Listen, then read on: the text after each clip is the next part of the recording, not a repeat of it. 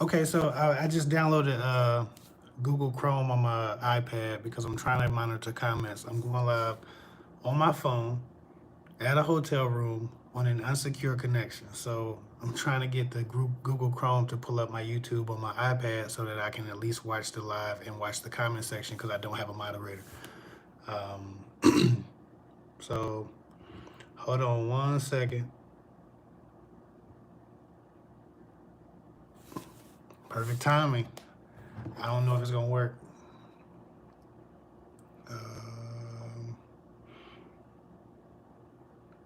For whatever reason, I don't see it. And so I don't know how y'all found it because I can't find it. I'm on my page. It's not showing. So anyway, love and respect. Thanks for showing up. Hello. My video looks good as. I'm in the. I have an iPhone 10, so the video quality is decent if I have good lighting. Anyway, I'm at the hotel today, so like I said, I don't have a moderator. My wife is at home watching my boys. I'm on a work trip trying to get some stuff done, but I decided I was going to just talk to y'all and figure out what was going on with y'all. It's weird. I can't even get on my own live on my iPad. So I'm gonna try to watch the comments as best I can. But if you do a super chat, I don't even know if I have it enabled. But if you do a super chat and it's less than $2, YouTube won't show me. Usually my wife shows me those, but I won't be able to look at them, or I won't be able to see them unless I'm scrolling through the comment section. I can barely see the comment section. I hate going live on my phone, I swear to God. But we're gonna get into it. I'll watch the comment section and try to start answering questions as best as I can. I can't stand this though. Shit, I can't stand this. All the comments just disappear. You can't even watch them. I guess I'll start answering questions whenever y'all start asking questions. Forgive me if I don't. Hold on, top chat, live chat. Hold on, wait. Don't ask questions yet. Yeah, okay. I do what I can. Getting frustrated with online dating apps is so discouraging. Makes sense.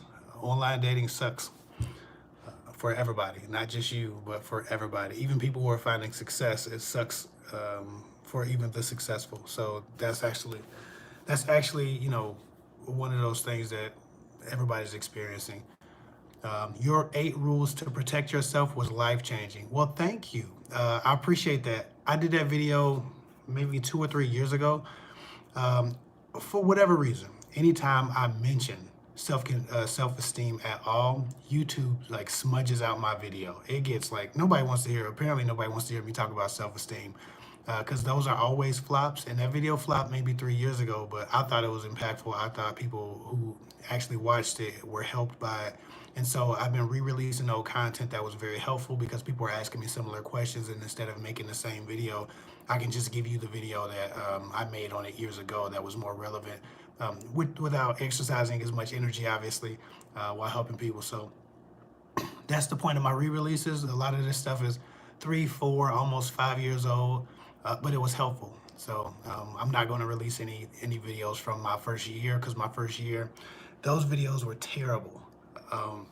They were absolutely terrible. I used to record on the iPhone 6, and it didn't have any of the graphics or capabilities of managing color while I was doing my videos, and so it'd be like an overcast and changing colors in the background. It was terrible. The content was good, but the production, I didn't know what the fuck I was doing, so that's kind of what that was. But oh yeah, I jumped on. I didn't know I was going live either, JC. I just showed up. I paid a guy $150. Is that $150 is that bad? Yeah, that's terrible. I wouldn't have done that if I was you. Why would you pay a guy $150?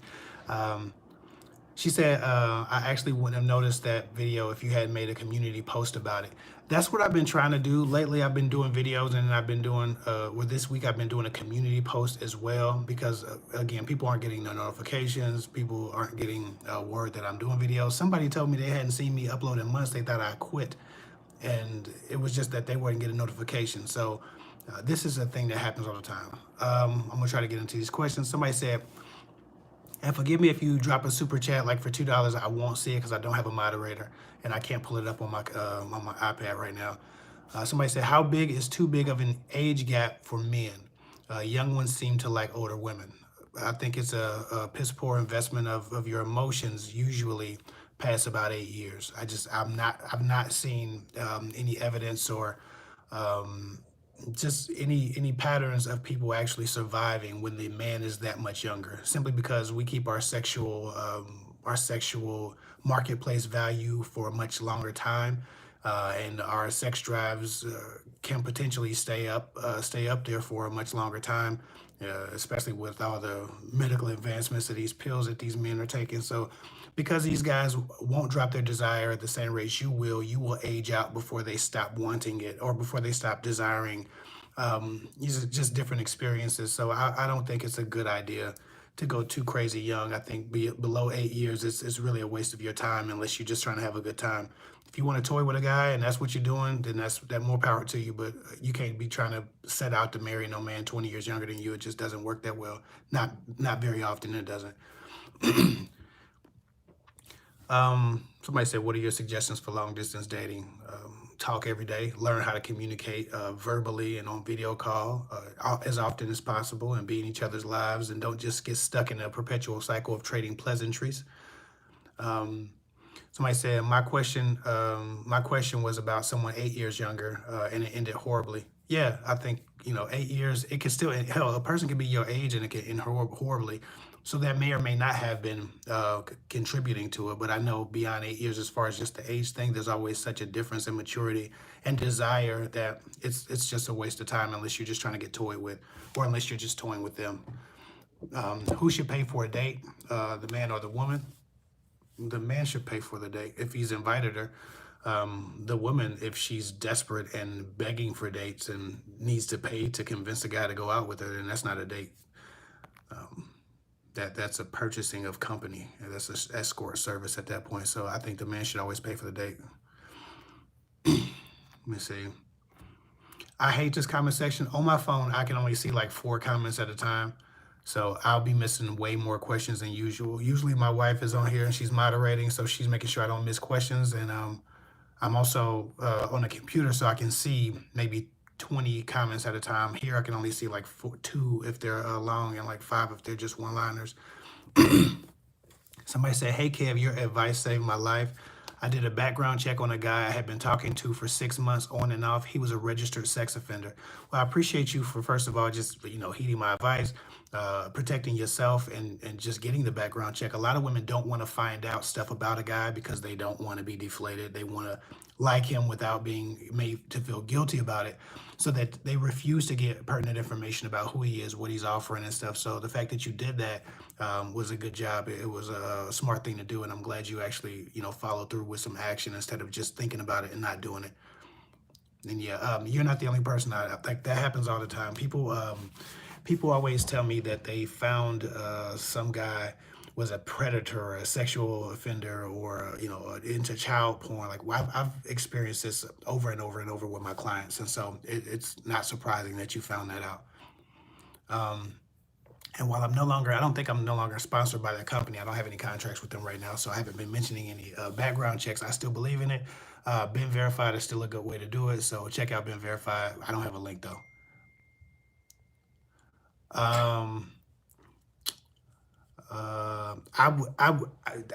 Candace, I'm gonna make you a moderator. I'm gonna make you a moderator for the next live. I would fumble through trying to figure out how to do it right now. But I definitely put you on the list, and that way, if my wife's busy or for whatever reason I'm away, you can definitely moderate. Love and respect. I appreciate that, Candace. Somebody said, "Do you think a man with multiple kids' mothers can be a good guy for the be a good guy long term with?" I don't know. I think that in the same way that men judge a woman's history, women need to start judging a man's history. I don't understand for the life of me why women don't believe that they should be a little bit more critical of a man's past and his history. I think that women have almost no standard for a man's history and his past if they determine they like him. But men are often going to use a woman's history to make a decision about if they should be with them. I think a man with multiple babies' mothers has shown that he's irresponsible with his sexual organs. He's also shown that he doesn't stick around even if there's great stakes at play. It also shows that he may or may not be willing to fix a relationship or work on things or improve himself or evolve with such high stakes relationships and multiple that he just decided not to pursue. Or I just think that it's always a bad sign when a man has kids in multiple areas, and doing it in one house didn't hurt him enough to be separated from his kids and not be able to live with them and take them to school and change their diapers and do all of these things that I value as a father. So when a guy does that with multiple kids, then he not only probably doesn't value fatherhood as much as he should, um, or he's growing into it, but he might not value fatherhood as much as he should. Not that he doesn't, but I think those types of decisions make a man kind of untrustworthy. He's got multiple families and multiple locations, and he's still doing his thing, still out here having fun, starting new relationships. At the very least, don't get pregnant by him. You've seen what he does when he gets a woman pregnant. Apparently, she gets too stressful, and he has to go out and find somebody else. A lot of times a guy be married, and that doesn't work out, and that's one thing. But for a guy to just have multiple babies mamas, if he has two babies mamas or three babies mamas, you're going to be 4 or 5, and you're not going to have anything to show for it either but a baby, because he's going to get the hell away from you as soon as you become inconvenient as well, just like those other women, most likely.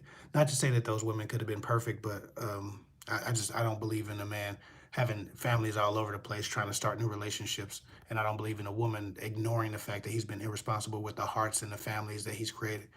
Um, At what point should there be a title? At the point where there's an expectation for you to service this relationship as a woman or as his woman. A lot of times a man will refuse to give a woman a title, but he'll expect her to be 100% committed to him. He'll take a form of dominion over her, and he'll treat her as if she's in a relationship to keep her in place, but he won't actually give her the emotional security of a relationship. So if you're going to be having sex with a guy, if you're going to be, serving him as if you're his wife or his girlfriend, you should probably have a title. And if he doesn't know if he wants to be in a relationship, then you shouldn't know if you want to be laying down with him. You shouldn't know if you want to be doing favors for him. You shouldn't know if you want to be watching his back and trying to figure out how to dedicate yourself emotionally and being exclusive with him. If a man wants you, he'll take you. He'll take you off the market. He's not gonna leave you out there to be screwed by some other man. And then I just at that point you should have a title. So if there's an expectation of you to service the relationship, there should be a title. If that's what you need. Titles give women emotional security. They're not legally binding. Guys act like they're gonna get in divorce. They're gonna be in a divorce court because they had girlfriends. Like there's something to lose. Title. The only point and purpose of a title is to give a woman emotional security, to let her know that that man is committed to their relationship and loyal to her exclusively. Men refuse to give a woman titles because they don't want to be held accountable or held responsible for conducting themselves a certain way. It's too much pressure on them, so they'll date a woman indefinitely because they want the freedom to be able to do what they want without being questioned. But again, that's not a relationship. So if a guy's not giving you a title, figure out if that's what you want. What do you prioritize more, that emotional security or his company? No wrong answer, but it's up to you. At least make an educated decision. Bella Green, love and respect. Thank you for the $5 super chat. She said, my new husband and I are expecting our first baby in the next few weeks or so. What advice do you have for us to keep our bond strong? Ask for feedback. I think the biggest, most helpful thing that you can offer your relationship, the most important thing that you can offer your relationship is an open ear and willingness to evolve and grow, or at least hear and comprehend. People always say communication is key. Communication is nothing without comprehension, and sometimes people have trouble comprehending things that they don't want to hear. And so to humble yourself and ask for feedback and expectation that there will be some criticisms is the greatest gift that you two as a team can give your relationship and each other. If you're willing to be open and honest and vulnerable about what bothers you about the relationship, or what you want to be added to the relationship, what you wish was in a relationship that isn't existent, and allow him that same space to critique you, and always check in with each other to make sure that you're building a healthy family and a healthy relationship so that child comes into a healthy home, then you'll be fine. You'll always know what's wrong with your partner. You'll always know what it takes. And if you're willing to apply action to those criticisms within reason, because you can't be perfect. So I'm not saying to perfect each other or to attempt to. I'm saying to ask for feedback to make sure that your partner and you are on the same page. You have the same expectations, and you can obviously serve your relationship by growing and evolving and trying to meet each other in the middle throughout your flaws and despite your flaws. That's the greatest gift that you can give your child in your relationship. But comprehend. If you don't like it, you don't have to like it to be able to comprehend it. So communication is key, but comprehension is essential and vital. Melanie Lakeman, love and respect. Sorry if I beat your name up. She said, "Hi. If a man wants to convince you to have sex right away, is it best to block him? It's best to block him, right? Well, I mean, I'm not opposed to you blocking him.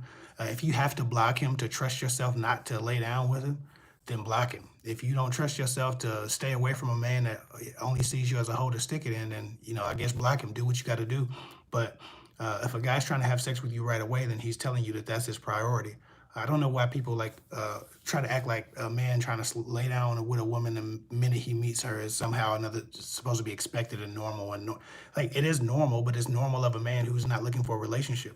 It's normal of a man who's reckless. It's normal of a man who's endangering himself and you. If a man sleeps with you the first day he meets you, you think he asks for STD tests and and paperwork on the rest of the 35, 50, 200 women he slept with? A lot of y'all be playing Russian roulette, just sleeping with strangers because y'all had chemistry. But I guess that ain't none of my damn business. But yeah, I think if you got to block him, if you don't trust yourself not to lay down with the brother, you need to block him then. Somebody said, I've been tuning in for a year or so. Please tell us how to run from red flags and advice on how to bounce back if we didn't. At some point, your boundaries have to mean something. So if you didn't run from the red flags and you're still now being victimized by that same thing that was a red flag, now it's just something that hurts you over and over again, you need to be able to move on. The willingness to walk away is the most powerful tool that you have in your toolbox. And if you don't walk away, if you have no willingness to walk away, then no matter what I tell you, no matter how many YouTube videos you watch, no matter how many dating gurus or whoever you might look to for advice, you can watch a million of these damn videos, but if you're not willing to walk away from a negative situation or a toxic situation or something that's bad for you, you can't be helped. You got to help yourself first. How to regain contact without seeming desperate. Ooh, it depends on what you did. Sometimes you can't regain contact, and sometimes you shouldn't regain contact. So that's a very contextually specific question. I need to have more details on that. Somebody says, should I stop putting my energy and time into this because I constantly have to explain why a relationship will give me security? Yeah. First of all, he understands why it should give you security. He's not stupid. And if he is stupid, then again, why are you with him, or why are you trying to be with him? But if he's not stupid, then he understands why a relationship will give you security and peace of mind.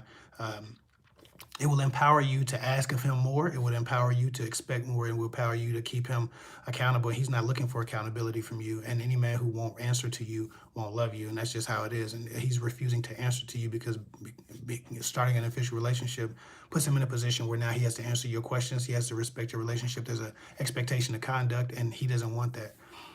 So yeah, you should probably move on if he doesn't understand why you want a relationship and he's not budging.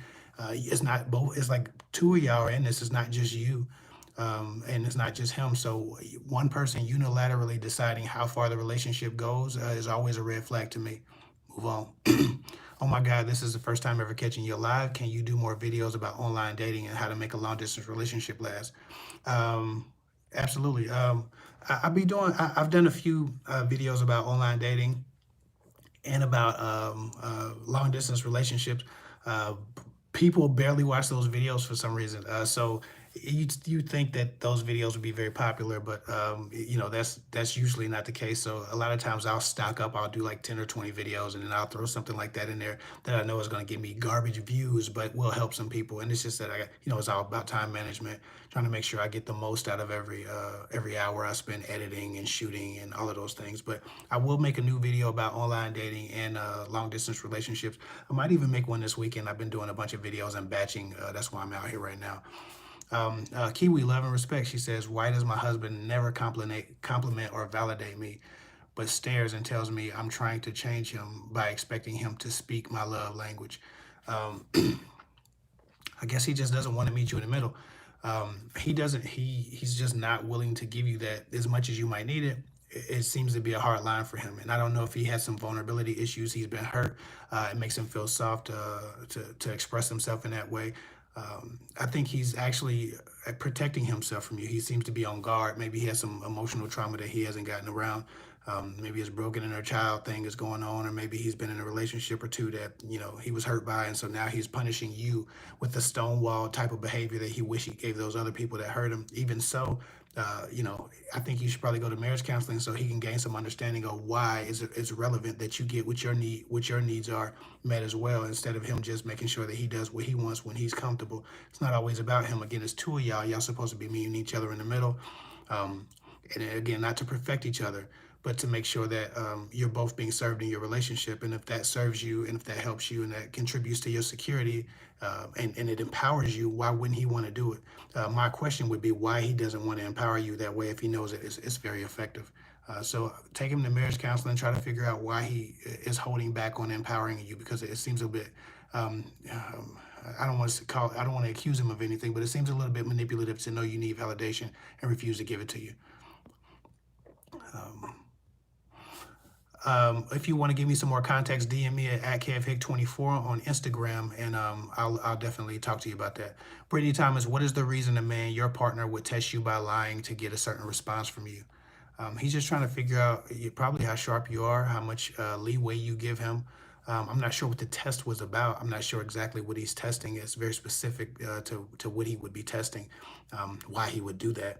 I think that if he's admitting to testing you, then that can be problematic, because you don't play with people, especially if you're supposed to be closer than that. You're supposed to let people live, and give people the security and knowing that you're not playing games. And so, not to again accuse this brother of playing games or doing anything like that, but it would seem counterintuitive to a healthy relationship to try to test someone and try to play with somebody to figure out if you can catch them off guard, or trick them into anything. Again, I don't know what the full context is, but I always know that you don't play with people that you value. At least you shouldn't. And if you do, then that means you don't know how to love. As much as you might love, you might not know how to love correctly. Love and respect, Michelle Williams. Thank you for the creature that's laughing on the ground. I appreciate you. Erica Robinson. Thank you for the super chat. She said, "Why do guys say they don't call because they're afraid of looking thirsty?" I guess they're afraid of looking thirsty. Guys always assume a woman has so much more going on romantically than they do. Most men assume that a woman is just batting off men all day, and especially if you're beautiful and attractive, a man is going to assume that you're just fielding sexual opportunities and romantic opportunities in your DMs and your phones and we're going to assume that you're texting guys all day, and that you're more popular than you are just because you're popular to us, or we see you. And hold on, I might have to sneeze, but did it go away? There we go. Excuse me. So yeah, a guy is telling you that he doesn't want to look thirsty. That's weird to express, but he might assume you're more popular than you are, and that might intimidate him. So he's employing tactics to look like he has other shit going on, which is what a lot of guys do. They're trained to do it. A lot of alpha male strategists and red pill creators always teach guys to do this, and it seems to work. So they also do it because it works, but I don't know the logic in explaining it to you. They're supposed to do it in secret and just leave you in suspense, not tell you they're afraid to look thirsty. That I think he needs to watch a few more videos on how to manipulate women, because he seems to suck at it. Even so, I guess that's good for you. How to differ genuine change, or how to differentiate genuine change or manipulation. Genuine change is change that isn't provoked by you, or provoked by the regret or the anxiety around losing you. Like if you break up with a person today, and next week they say they're a changed person, they ain't had time to change. They just regret, right? They're just mourning, and people will do anything to get out of mourning, right, and sorrow, and that type of feeling of loss. So people will do anything to break the feeling of loss and the monotony of that pain and that chest ache of loss. Because of that, they often just say they changed and say whatever it takes to get back into the good graces of a person that has separated themselves from them. It's important to realize and understand that happens in time. Change happens in time. It's not something that you can uh, just do. It's not something that just at the snap of a finger you can be a better, different person. That's not how that works. Change requires some growth. It requires evolution. It requires focus. It requires dedication. It requires commitment to do the things that you said you were going to do long after the feeling that you said you were going to do with them in has passed on. Because right now you feel like changing because you regret moving on or you regret the loss or the separation. But do you feel like changing when it's convenient? If you've been with me, if you've been back together for 4 days, has that person still, are they still changed? After 2 months, are they still changed? Or have they gone back to their old ways? Change can't be about you. It has to be about them wanting to improve and not necessarily tricking you to get back with them. So I guess that's the difference, but time will tell. It's a time-based thing. You got to stick around for a little bit or wait till they just put down the act and pretend and stop pretending that they've changed. So some of that. I hope that helps. Somebody said, but why are men aggressive towards you when they feel like you rejected them, even though you didn't reject them? You were just being cold and guarded.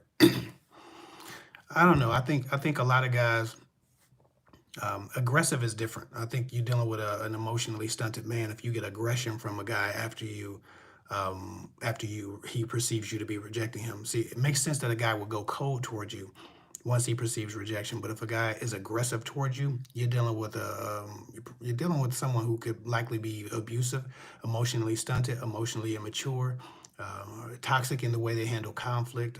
If a man can't handle conflict and a man can't handle disappointment or regret or I'm sorry, rejection without being aggressive and intimidating, then you're dealing with someone who's probably out of control, out of sorts, and is about to ruin your life or beat the shit out of you. A lot of these guys, they try to talk to a woman and she says, "Oh, nah, I got a boyfriend," or "Nah, I'm not interested, thank you." And they're like, "Well, bitch, I didn't want you anyway."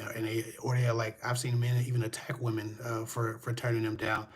When a man's aggressive towards you like that, he rises up in testosterone and perceived bravado and masculinity. That dude is tripping. Like he ain't. He's got a shiesty concept of what it means to be a man, because a man is never going. A man ain't supposed to be arguing with no woman. Back and forth like a woman, and the man is definitely not supposed to be rising up in aggression toward no woman, especially just because he felt some rejection. That's the type of guy that'll rape you for power dynamics. Like, stay away from those types of men. Um, um, somebody said, let's be sure to send. Somebody said, let's be sure. First of all, thank you for the $5 super chat again. She said, let's be sure to send Kev something for going live, guys. Love you all. Yes, send Kev something. I appreciate that. Love and respect. Yes, please send me something. I'm doing bad. And I'm all right. I do all right, but send me something if you want to. It is appreciated. I am not rich. I still got a job. Like that, that's where I'm at. People be like, oh, YouTubers will be rich just because they see us on YouTube. I still work a job. Um, Somebody said, Kevin, do you believe in the right person, wrong timing? Absolutely. Yes, yes, yes. That Erica Badu, See You Next Lifetime. I think that's a song. That's a beautiful song. And I felt like that a couple times in my younger years, especially through high school. Timing has to be right. Timing is everything. And sometimes the timing just doesn't match up. But I think we all end up where we're supposed to be eventually, regardless, as long as we move with wisdom. But yeah, right time, wrong person, absolutely. Or wrong person, or right time, right person. I'm sorry, right person, wrong time. That is absolutely a thing. Absolutely. Um, Somebody said, Tahiti Rose, love and respect. She said, hi, does a woman over 30 with no children turn a man off? No, you're never going to turn a man off with no children.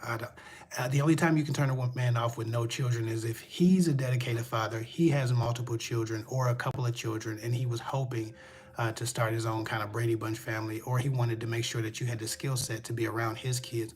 A lot of times a man has to really test a woman who doesn't have children because he doesn't know if she's equipped to be a mother figure. And if a guy's very dedicated to fatherhood, he's going to be sure to vet the woman that's around his kids thoroughly. When a woman does have children, that's sometimes the only time having children is like a strength or a good thing for that woman, outside of a man who wants a family and hasn't been fortunate enough to have a family, and so he looks for kids, a woman with children, so he can have that father instinct nurtured. But yeah, It would only turn a man off if you don't have children, if you're over 30, if he doesn't know if you have the mothering skills necessary to be around his young children. But in time, he'd see that and discover that anyway. So I still don't believe that would be a turn off. You just have to take some time to discover your motherhood instead of witnessing you from your own kids because you don't have them. Um, and she said, not having kids seems to work against me in my dating life. And that could be, I think not having kids works against a person who doesn't seem to acknowledge the obligations of others. And sometimes sporadic people have difficulty because they don't have kids. So you're spontaneous, you're sporadic, you're fun, you're exciting, but it doesn't feel like you make space for them to be kind of anchored. It doesn't they can assume that you don't care, that they have obligations. They can assume that you're trying to compete for time with their children. There are a lot of different assumptions that can be made and a lot of different ways that conversation can go, but in general, not having kids isn't a turn off. More than a plethora of other things that can turn a man off. Most of the time, that's looked at as a plus, especially if you can have kids and a man wants kids. But only time that's a real turn off is when a man wants kids and he hasn't been able to have them or he can't have them and then you don't have them either. But not to say you haven't experienced that. It's just it doesn't seem like it would be a pattern across the dating sphere. Somebody said, uh, Capricorn, double, question mark, question mark. I don't know if they was talking to me. I'm a Libra, October 10th. Places to meet single men in person. I don't know, bookstores, the mall. Uh, what are you into? I guess that depends. If you're into skiing, the ski slopes. If you're into reading, the bookstore. If you're into sports, basketball games, football games. If you're into, I don't know. It depends on your interests. You have to make sure that you're trying to meet people of a like mind, and sometimes that requires you to just go outside and do activities that you wouldn't normally do. Go where people are, and go where people who like what you like are. But everybody has to go to the grocery store, so that's always one. Uh, Somebody said, I absolutely appreciate the work you're doing, helping us single folks. God bless you and your family. Thank you so much. I appreciate the super chat. She said, can a person that has cheated multiple times in his life change with the right person, become better? If that person does change, it's not because they're with the right person. It's because they've wanted to become the right person. I seen a stupid ass meme today that talked about a woman being so wet that it washed away all the man's sins and side chicks. That has never happened in life. Okay, if a person changes or a man who's whoring around changes, it's because he's decided that that is not what he wants to be anymore. He wants to become the right person, not because he met the right person. Too many women are trying to be the right person when they meet a guy and hope that he becomes a different person because they're the right person. They put the responsibility on themselves to make him a better person when he himself has to make that decision to be great or not great. Okay, and it is not your failure. That's why so many women are running around here with shitty self-esteem after terrible relationships because they thought they were good enough to change a man, and they took responsibility for his sins, trying to figure out how to be great enough to change him. And when they don't change him, they take it as a personal failure that they themselves weren't good enough because if they were the right person, he would have changed. That is bullshit. It is not a thing at all. If a man doesn't want to change, he won't change for whoever. He could be dating, I don't give a damn, Rihanna. If he's a piece of shit, he's a piece of shit. There's no such thing as the right person changing a man. So no, absolutely not. A man will not change for the right person. He'll change when he wants to be the right person. Um, Super chat, love and respect. Thank you, Michelle. She says, men who are using drugs are really aggressive and will not take no for an answer. I do not consider myself pretty, but I must be, so it must be my money. How do I say no? I'm happily single. I think what you can do is, I always tell women when you're dealing with men in public, if you're trying to avoid, first of all, let's just be honest. What the hell are you doing around a bunch of men taking drugs? If those are the types of men that you're seeing, you need to figure out why you're in those situations where you're always around men on drugs. You are doing the wrong shit for fun if that's what you're encountering. But besides that, if a man is if you have to encounter those men who are on drugs, what you want to do is go get you a free texting app. Go on Apple Store or the Android Market and get you one of those apps that give you a phone number, but that's on an app, but it's not your real number. It's just a phone app. My wife uses them for shopping, sign up slips, and all kind of shit. I even used to have one before I got a business line. It gives you a fake number. You can choose the area code and everything, so they won't even know that you're lying because you can pick the area code of whatever city you live in, and it's free. It's just a Wi-Fi based phone network, and as long as you got Wi-Fi in that area or you got your cellular signal, you can pick up calls as if it's your call. So if you give a guy your number and he calls it to make sure it's you, to get yourself out of that dangerous situation, you can pick it up. Hey, how you doing? It's me. I told you it was real. It's not your real number. He's calling a fake number. You can delete the app and change your number as soon as you get back in the car, or delete the app. So that's what I want women to do. That's what I prefer you to do if you feel like you're in danger or you're dealing with somebody who could be aggressive. But again, we're talking about aggressive men, men who don't take no for an answer. Those men will rape you out of the power dynamic. Um, you know, that's what they're looking for. That you've disturbed their ego, and so now you have to pay, and so they're looking to punish you, and that would ultimately turn into them taking power from you since you rejected them. And I think that that's piss poor shit, and they should be shot in the face. But who am I, right? I think if you're in those positions and you're in those situations with a bunch of men who are that aggressive on drugs, you need to find you a new way to have fun. Rose Gold, my boyfriend only wants me, love and respect, thank you for the super chat. She says, my boyfriend only wants me to hang out once every 2 weeks. I find it hard to stay in this relationship. He lives in San Francisco and I'm 2 hours away, so long distance relationships work. Not under that. I don't think they're going to work in your case. If you can only see a significant other every 2 weeks, and you find it hard to stay in a relationship already, you've already lost enthusiasm. So that means the phone calls aren't doing it for you, and the every 2 week visit isn't doing it either. A lot of times, long distance relationships don't work when they're excuse me. Long distance relationships don't work. Shit, they don't work when there's no expectation to end the distance. Too often, people get into these long distance relationships and they're indefinite. It's like whenever. It might be a year, it might be 2 years. Nobody's planning to move. You're just trying to talk to each other on the phone and keep each other engaged. That's just not how things work. And so, if you want a relationship to work, long distance, there has to be some expectation of a timeline where you can bridge that gap and close that distance. And if neither person is waiting or willing to move, then you have yourself a problem, and long distance relationship might not be for you. Czar says, I met a guy, green flags, but he revealed that he cheated on a previous partner, claims he's on a personal journey and has changed. Should I believe him? That's possible. I think that, first of all, he didn't have to tell you that. He could have just lied. So there's that. And I'm not one who says because a guy's being honest, you should give him a chance, because some shit people are honest about is just despicable.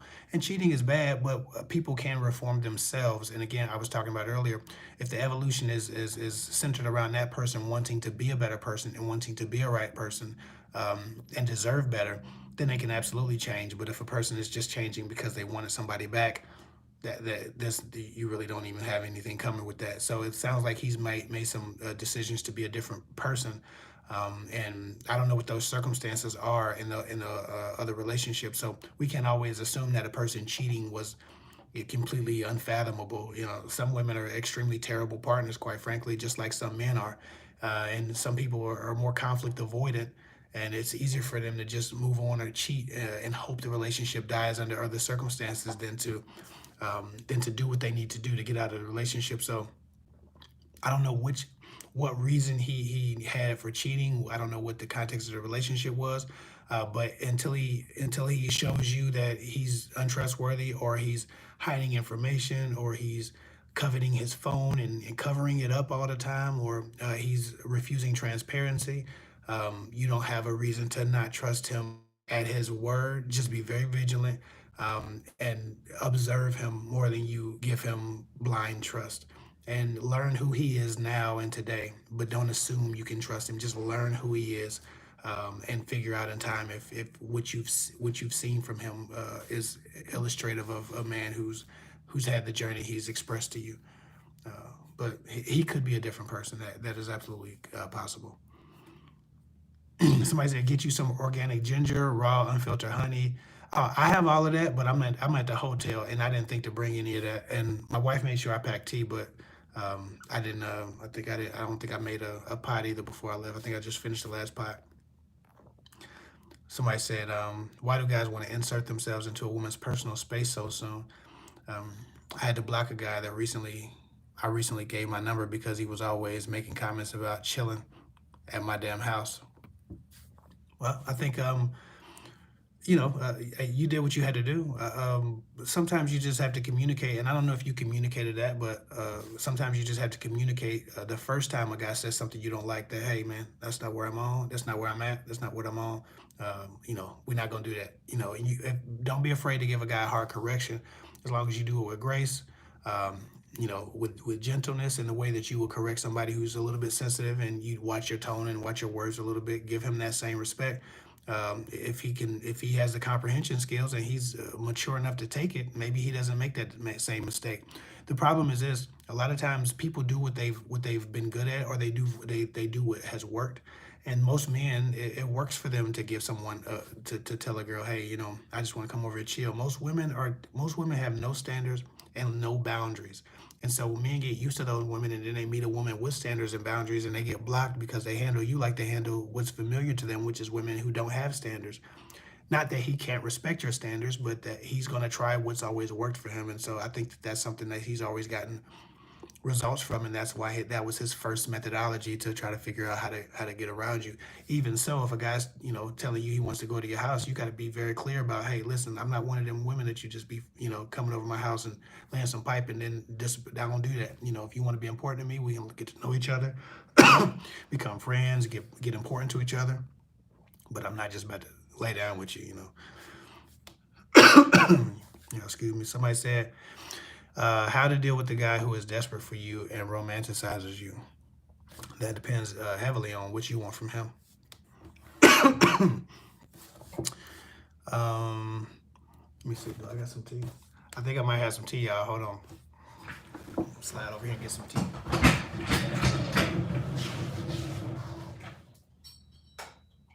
I got some tea?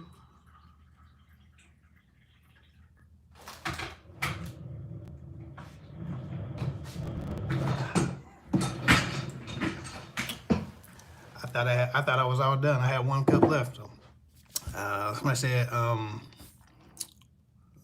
thank you for your advice. Love and respect. Thank you for the super chat. And thank you again.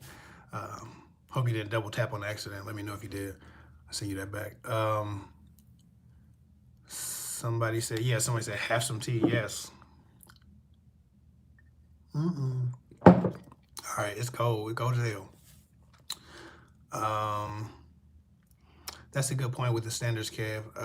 Guys always ask for pictures online when online dating, and you don't give them, and then guy gets angry. Yeah, absolutely. If a guy shows you any aggression whatsoever, once you tell him no, he's telling you that he has aggression issues, and he's not even smart enough or in control of himself enough to pretend not to have those issues. And so that's a red flag that he might slap you upside your head and be one of them type of domestic violence types of guys.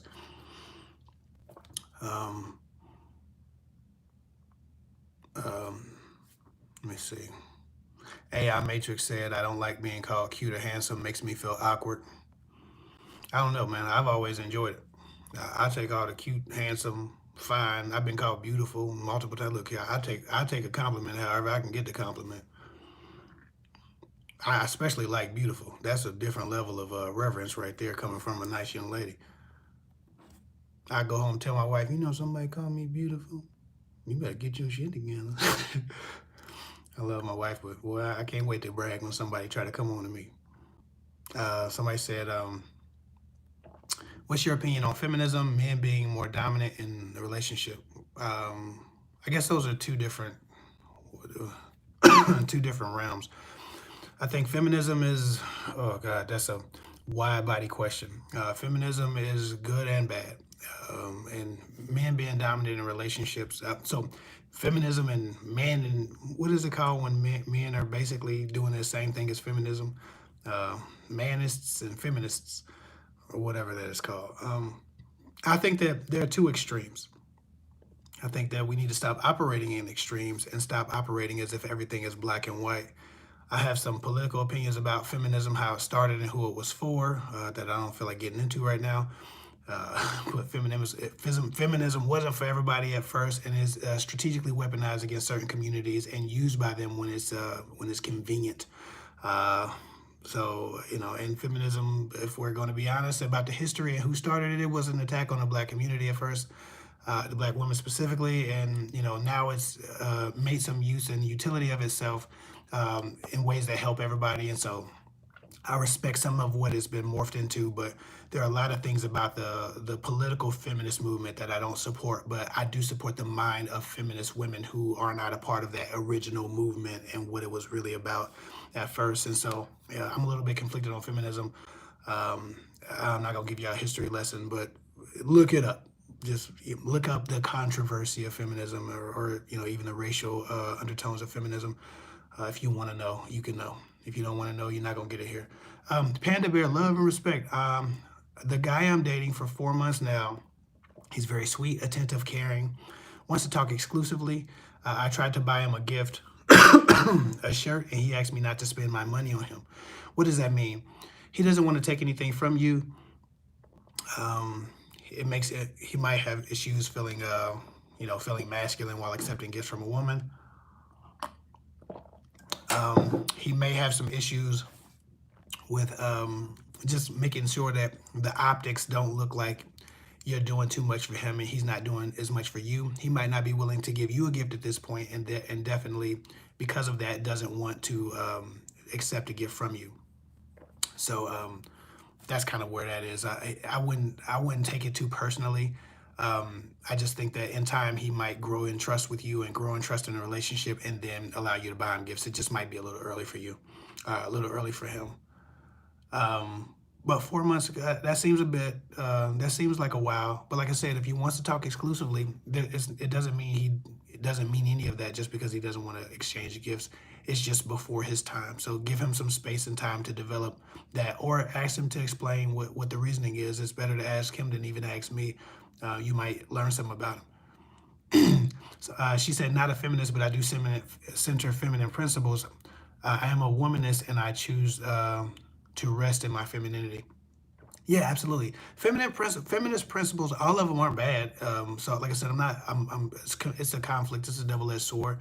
There are good and bad things about feminism. There are, feminist extremists, and then there are moderate feminists who, have added value to the life of those around them. And so, just like some of these guys who do red pill content, or who are manists, or well, I'm just making up a word, but these guys who kiss their own ass and kiss guy ass. There are positive and negatives to both arguments, and it just depends on how you've been affected and what brought you to that point, and how extreme you are in your beliefs. Um, Somebody said, Kevin, did you tell your wife your whole name within the first few dates? I'm not sure if she asked for my whole name, but I don't think I would have kept it from her. Hell, I would have shown her my ID if it made her feel safe. I don't think that a man has anything. If your name is something that you can't share, then you might not be right. Something wrong with you. I would have never hid my name from any woman I dated. I would have showed a woman my ID in a heartbeat, just to make sure she understood that I didn't have anything to hide. Um, Lawyer Latoya Rogers, I'm sorry. She said, so I met a guy 3 months ago, but I noticed he doesn't like to hold hands in public or hug, nor does he like to kiss. Is this a red flag? No, I just think he has different affection needs than you. It's a red flag if that's what you needed. If that's what you need if that's what you need to make sure that you feel safe in a relationship, and affection is a huge need for you, then it's a red flag for you, because it could damage you. It can make you feel. It can make you feel a little distant emotionally from your partner if that's one of your intrinsic needs. But if that's not one of your needs, then I know it might be inconvenient, but I don't know if it's a red flag. Some guys are just, again, emotionally stunted, emotionally damaged. They came up in very non-affectionate households, and affection feels weird and over the top to them. So it might be a red flag of a traumatic childhood, or just a really span of time where he felt unloved as a child. But his needs are different than your needs, and you have to figure out how to meet in the middle. Now, if he's unwilling to meet you where you need to be met and unwilling to give you what you require to feel safe, then that's a red flag. His unwillingness to try to get to the bottom of it, to help you understand or adjust or evolve, that's a red flag. The unwillingness to evolve, but not that he doesn't need it. Somebody said, "Did you kiss her on the first date?" No, I kissed my wife on the third date. Again, I was looking for a serious relationship. I was not looking to lay no woman down and just and pipe her down. Now, I did have my aggressive times in our first couple of dates, but you know, it was really for show, so she wouldn't think she was in the friend zone or put me in the friend zone. Again, I learned how to be very strategic, and while I didn't have to do that with my wife, I still held on to some of my skill set. Like I know the game, and I had game, a little bit of game, so I understand how to make a woman feel like she's being desired without actually violating very much space. Um, what do you think about cohabitation with the intention of marriage? I'm for it. I think that if you move in with somebody, you get a very clear picture of who they are as a person much quicker than if you go to separate houses and text each other and call each other a couple times a week, or at least or even every day. I'm not against cohabitation. I understand that a lot of people and religious folks think shacking up is bad, shacking up is a sin. But for all of you people who understand how Google works, if you care to Google it, Google shacking up in the Bible. Please go Google it. It's not there. People make that shit up. God gave us 10 laws for those of us who are religious. God gave us 10 commandments. Man made 3,000 commandments to keep to 10. We did that. Man did that. So cohabitation is one of those random made up commandments that we made up to try to be more holy, that the Pharisees put down on people so that they wouldn't do things, and just to create more challenge in their lives. I feel like cohabitation is necessary in some instances, because you don't know how people live. Some people ain't got no home training. You don't want to find that out after you marry somebody, that they don't throw their dirty socks in the laundry basket, or that they eat boogers. I don't know what the hell. People do all kind of crazy stuff, and you don't want to find out that they ain't got no home training when you move in with them. You need to figure out if you can live with them in peace before that time. And maybe cohabitation isn't the answer, but maybe weekend trips or week-long trips, that type of stuff. Um, um,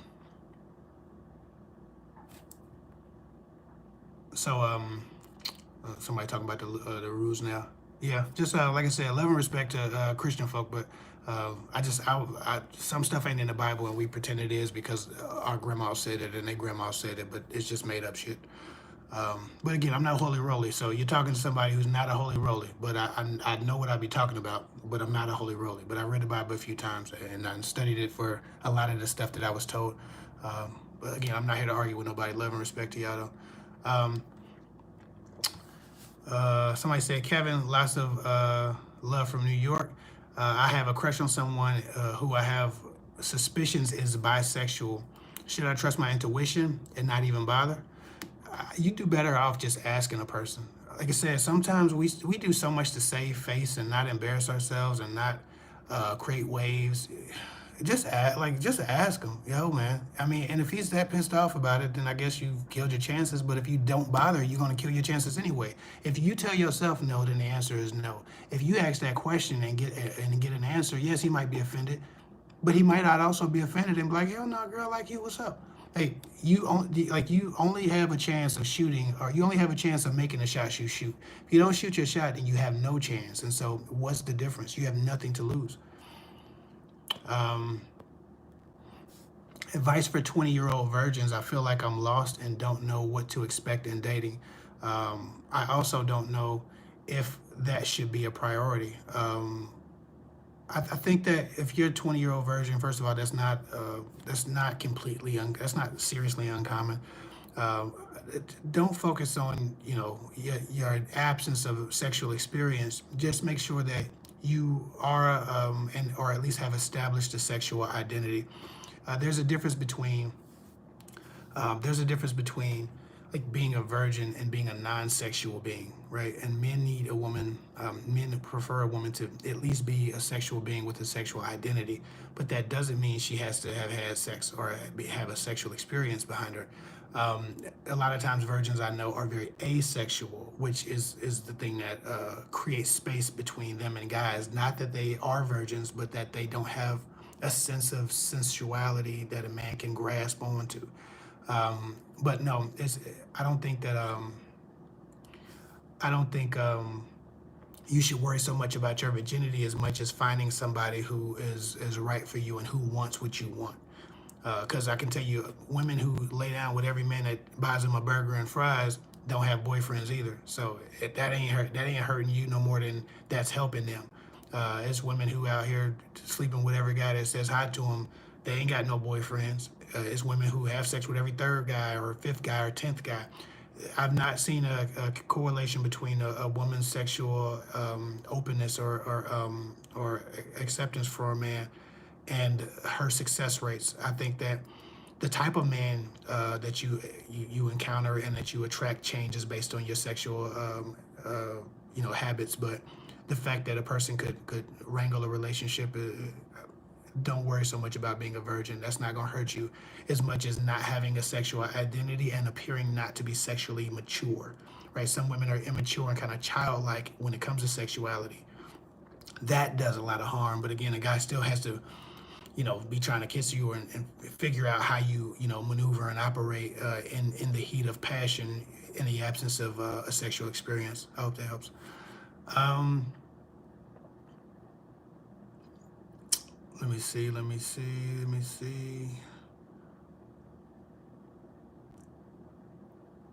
Okay, so if you're a Scorpio and you sensual, then just focus on experiencing a conversation and having and establishing some chemistry and being a good kisser. You'll be fine. If you're a good kisser as a woman, you'll be fine. Um, Somebody said, "Hi Kev, a guy I dated 3 times in Romania stopped talking to me because I refused to hug him. He also said that was cause I had to leave the next week, um, but planning to live in Romania for 3 months." Um, Well, if a guy needed more than hugs, then then that's just something that that's his need. So it makes it a red flag that you don't give the affection that he needs. And now listen, you could have just not felt comfortable with him, which makes sense. But that's his decision at that point. Did you offer what he hoped for? You didn't, so that's why he stopped talking to you. No harm, no foul. You dodged a bullet, or he dodged a bullet. One of y'all was gonna be unhappy because you have different needs.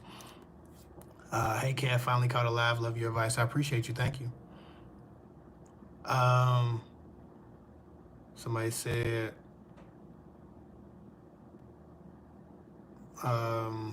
she said, I'm a demisexual and still a virgin. Well, you just got to find a person who, gets your motor going or whatever. Um, what do you think about living together and expecting marriage later?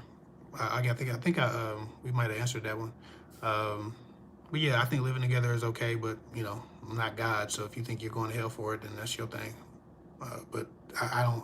I lived with my wife for 3 years or 4 years, maybe 3.5 years, and we got engaged, and I think we got engaged in our 5th year, or got married in our 5th year, and we've been together 14, so it's been a while. It's a little foggy, but I know I lived with my wife for quite some time before we got married. Hell, we moved 3 times as boyfriend and girlfriend, but we always had a good relationship. We was healthy, so it wasn't nothing for us. And like I said, if people going to hell for sharing a rent payment, then there's gonna be a lot of people in hell for less than that.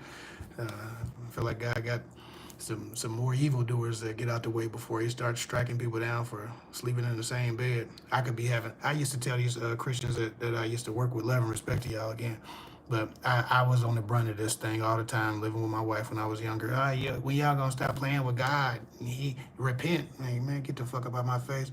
I could be, like the type of guy I am, the way the women respond to me. If I wasn't living with my woman and I didn't have no woman, I'd be sleeping with way more women than the one I'm sleeping with just because I live with her. Trust me, sleeping with one woman a day, it was way better than what I would have did had I been single and in my 20s. Like shit. Yeah, look, I'm sure God at least appreciated the one person I was deflowering instead of dozens or hundreds. Like y'all, like people got to think about that shit. Like a man ain't gonna say I'm just gonna not sleep with nobody because I'm not allowed to live with nobody, and then his relationships suffer because they can't get close enough to grow. You end up sleeping with more people not trying to shack up. It doesn't even make sense, um, especially when you're single.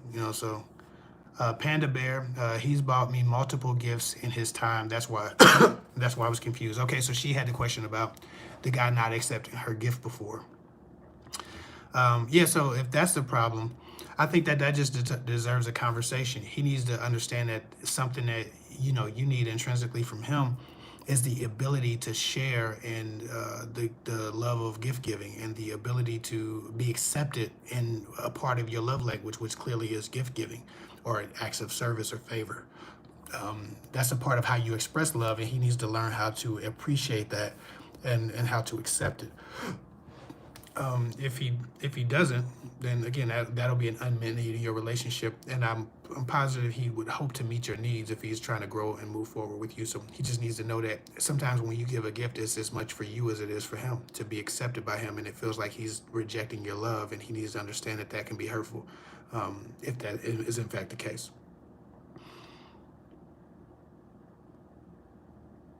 Yeah, somebody said, Ariane, yeah, the lives always stay up. The lives go right back. The lives go right back up on YouTube after I'm done. They just stay there. So if you click on the live tab, you always get my lives. Um, Somebody said, hold on, wait, did I miss a question? Okay. Somebody said, hey, Kev, I went on 2 dates and spoke with this guy daily. Great in-depth conversations over the phone. One day I noticed he was pulling back, so I did as well. Haven't heard from him in a week. Any advice? I guess you can, ask him what's up, but what's wrong. But it sounds like he lost interest or got distracted with potentially another dating prospect. But again, I think we spend so much time trying to save face that sometimes we just don't communicate and get shit in the open. You haven't heard from him in a week. You pulled back. He pulled back. Maybe something triggered that. Maybe he was going through something.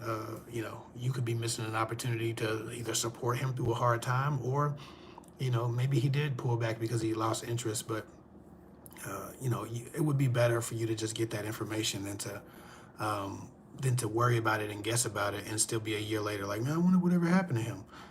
I would get my information. I think that I don't think rejection is that big a tragedy. I think wasted time and effort and energy, that's a tragedy. And you're going to waste a lot of energy wondering what happened if you don't just ask him, like I said. But if you need to know, that's what I would do.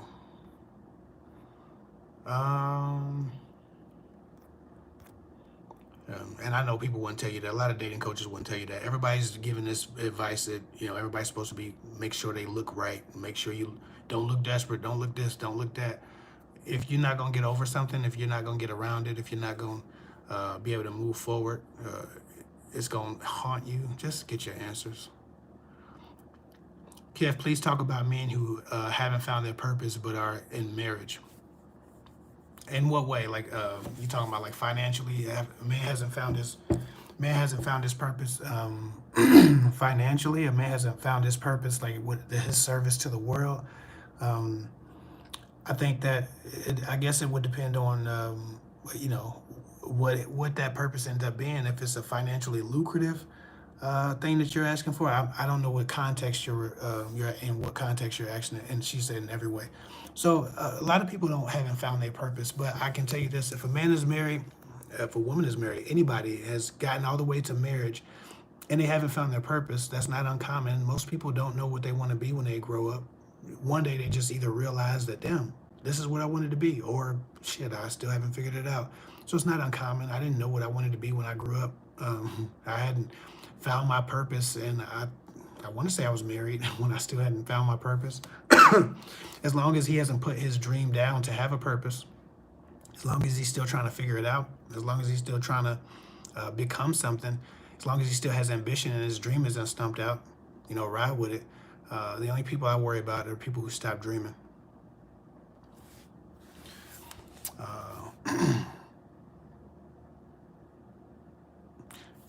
Somebody said, Kev, I fancy a business coach. I don't know if I should hint that I fancy him. I don't know if that's appropriate to tell him, or should I not get coaching from him? I talk to people who are attracted to me all the time. that doesn't. I don't. I'm not about to. Me personally, that wouldn't bother me if I was a business coach, especially if I was single and somebody just said, "Hey, I'm attracted to you. Oh man, I'm really flattered. Thank you so much. I appreciate that. I'm not really looking for anything right now, but back to your taxes, back to the spreadsheet, back to your perspectives for the year. Uh, all of those things are expected when you're, especially an attractive person. An attractive man understands that sometimes women are going to be interested in him, especially if he's a business coach. He represents success. He probably has most of his clients are find themselves to be spent with him for one reason or another because women love the idea of a successful man. So this isn't new to him. It isn't foreign to him, and I don't know if you should tell him you fancy him. That depends completely on you.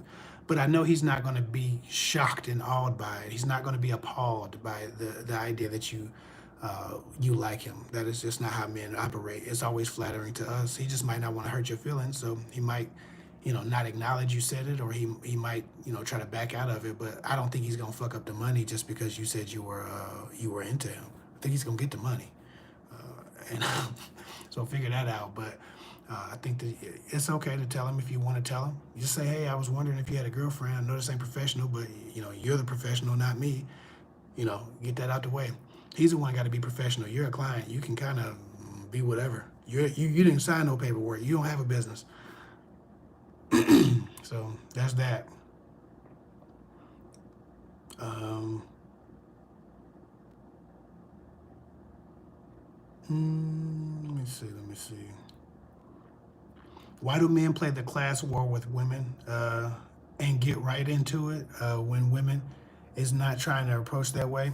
Men who make it obvious that they're trying to play the class war or show you what they have immediately, or that's like I said, I did a video a while ago. It's like male twerking. Women entice thirsty men or horny men or get men horny with a bunch of twerking and sexual gyration. Twerking is a mating call. It's a mating dance. As much as people don't like to admit it, and that's all women like. That's all guys are doing is they're twerking their power. They're trying to show you that they got it in their pockets because it's traditionally been a huge leverage for them. It gives them access to women that they shouldn't have access to. Women who don't understand what the value of a man is, and women who mistake the value of a man's finances that they will never get access to because the whole point of a man being a player and being a high value man is to protect his assets from women. That's why they don't want to get married. I don't know why women sleep with a bunch of men who have a bunch of money when they don't get any of the benefits or perks from it outside of riding in a nice car. I mean, I'm not saying that, men with money aren't good, but I'm just saying that women who exclusively chase these guys with money, these guys with money are exclusively making sure to strategically avoid relationships. So it's a bait and switch. It's like, holding a carrot out for a rabbit, and then when the rabbit, jumps at the carrot, you just, tackle the rabbit and, kill it and eat it or something. You're not actually getting the thing that's being dangled in front of you a lot of times because these men are living lives strategically formed around protecting their money and their assets from the women that they date. You show the money, but you don't give any of it. You give just enough for them to give you access sexually. Anyway, that's kind of what that is. So when a guy starts playing the money game, he's trying to let you know that he's in front of you, and he wants you to do a little bit of he wants you to do something strange for a little piece of change, so to speak. So don't do it. If you see a guy waving money in your face or trying to play a class war with you, he's trying to put you in your place and humble you. Don't let him do it. In fact, get away from him because he doesn't value women. He values his money. He doesn't value people. He values things. He's not the one. Kira, thank you for the $3 super chat. I see it just because it popped up on the screen when I was looking. I appreciate you. Pravina Jaipal or Japel, I hope I didn't beat your name up. Love and respect. Thank you for that. I don't know what that is in Egyptian. I think that might be Egyptian. Forgive me if that's not even Egyptian. I just look at the little sign. Thank you for the super chat. She said, is it reason for concern if a guy is in a rush to marry someone new after a breakup, saying in the next year, already talking about it on first couple dates? I think that a lot of times people are trying to find a marriage for the commodity of marriage. They're trying to find a marriage for the status and for the accomplishment that it would seem to be for many people. Marriage to them isn't about love. It's about a business partnership. It's a transaction. It's a status symbol. And so it's a red flag because he's not marrying for love if he's talking about it on the first date. He's looking for a partner. And instead of going through an arranged marriage, he's trying to find a woman to arrange a marriage with himself instead of his family doing it. So if you are in Egypt, and I don't know if you are, but if you are there, then it makes sense that a guy would be doing it this way because some parts of the Middle East and even in East Africa, they, that might be a thing. And I'm not going to beat up your culture and pretend I know a lot about Egypt culture. I don't know, but I do know that depending on what religion you are in, there could be some arranged marriages. But some people want to marry the person they want, or their family didn't arrange the right person. So you're looking for a relationship, you're looking for a partner to choose, but you still want to be married, and you don't really need the years of familiarity and growth, and evolution. You just want a wife. So he might be getting married for the wrong reasons. I mean, as long as that doesn't match with what you want. Somebody said, I like a friend of mine, 5 years younger now. He lives in another city. He invited me to travel with him. Last time I felt attraction from both sides. How to bring this forward? We know how he sees. How to bring this forward or know how he sees me? I guess you just need to have a conversation. Again, it's better for you to just say, hey, let's get some clarity. I used to feel like this, or I thought I noticed this type of attraction. I was just making sure I was clear, or that we're on the same page when we go on this trip together or we hang out together. Just have a conversation. Stop trying to save face. We have to stop living as if the answers to our questions are somehow or another worse than having them for years at a time and wasting time and energy thinking about what could be, when we could have the answers if we just ask the questions. Have a hard conversation with them. Ask him about the perceived attraction. Ask him what he would think about, what he would have you think about the relationship. Ask him if you were mistaken to feel that was something that was. I had a phone call, my bad. Yeah, so don't. Hold on. Let me make sure. Hold on. 1 second. 1 second. Let me see. Somebody said, "Oh, and thank you for the $4.99 super chat, and thank you for the other super chats with the creatures. I appreciate that." Hold on, I gotta text somebody back. I gotta text my wife back. I don't think she realizes I'm on live either. All right, bet on. Okay, so yeah, thank you for the super chat. So yeah, if he lives in another city, he invited you to travel with him. He definitely wants to spend time around you. We still live, cool. He definitely wants to spend time around you, but you got to figure out why and what he's motivated by. Somebody said, what sign is your wife? Capricorn. New Year's Eve, baby. We don't even acknowledge the new year. We only acknowledge my wife's birthday. And I don't drink. We're not drinkers anyway, so it's not hard to ignore New Year's. It just isn't, because I've never been a drinker, so I don't really give a fuck about the new year or the ball dropping and none of that.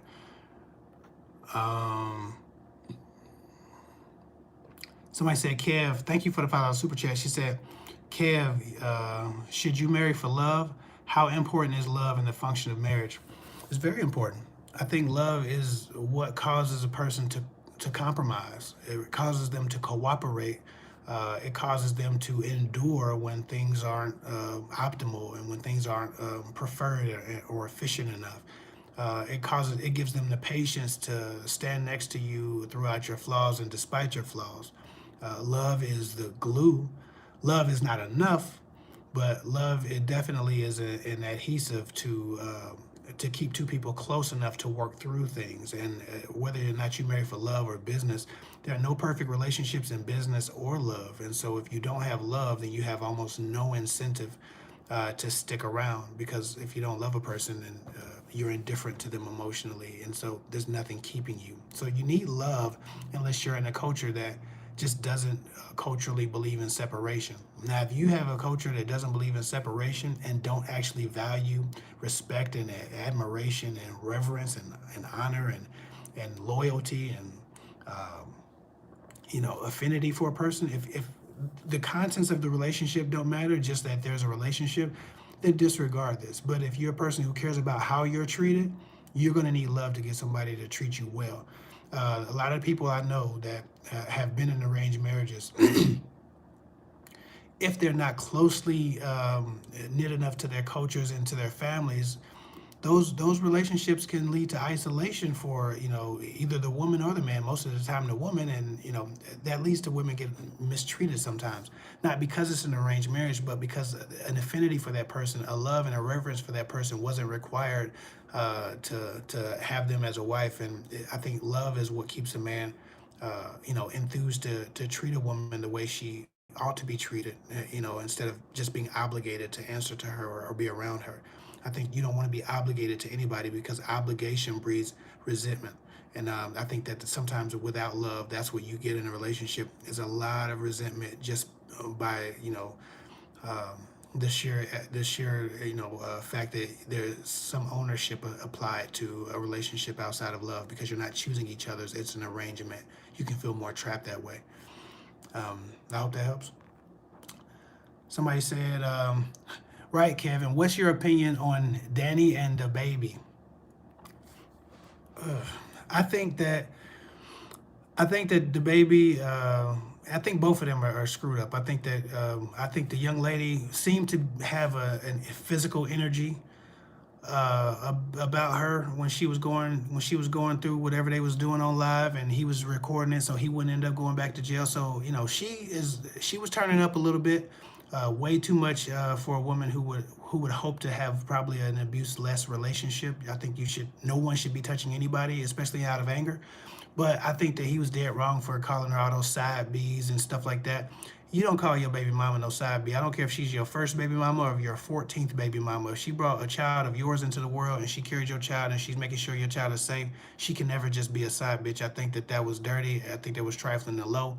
Um, but I mean, are we really surprised? This man, he's the baby. He's a rapper. He's a murderer. I mean, not a murderer. He kills somebody in self-defense, which I am not opposed to. I'm just saying, this man is not a moral. He's not one known for his morals. He's known for his gangster. So you would expect this from a gentleman who's not known for being a nice person. He's known for how many people he's attacked, how many fans he's punched in the face, how many people he shot. Like, this is that man's reputation. So it doesn't surprise me. Um, Duchess, I've been divorced for 3 years from a toxic relationship. Why am I in my feelings now that he's engaged? I don't want him back. I think you're in your feelings because you haven't moved on. You haven't found somebody, you're not in love yet, you haven't moved on, and so you're in your feelings about it. I get that. But no, it's not about you wanting him as much as it's about you feeling like, well, why haven't you moved on? Why haven't you found success? It's almost like if you break up, or if you're in a friendship and y'all don't get along no more, and y'all break up, and then that person goes on to do much better than you, and y'all started in the same place, and y'all struggled in the same ways, and now that person's successful and you're not. You're gonna feel a little bit hurt by the fact that you're not where they are, even though you started in the same place and now y'all don't get along. Because we kind of humans are kind of shitty in this way. We kind of secretly want people to suffer, or we want to do better than them. That's why it's like people always ask you how you doing, and they're really not even asking how you are doing as much as they're trying to figure out if you're doing better than them. They don't really care how you're doing as long as you're not doing better than them, and that's kind of where people are. And in this moment, this is you didn't want him to be happy before you found happiness because it feels like he won, but he didn't win. Now I think that you have an opportunity to create a much better relationship, and you need to take that opportunity and don't worry so much about what he's got going on.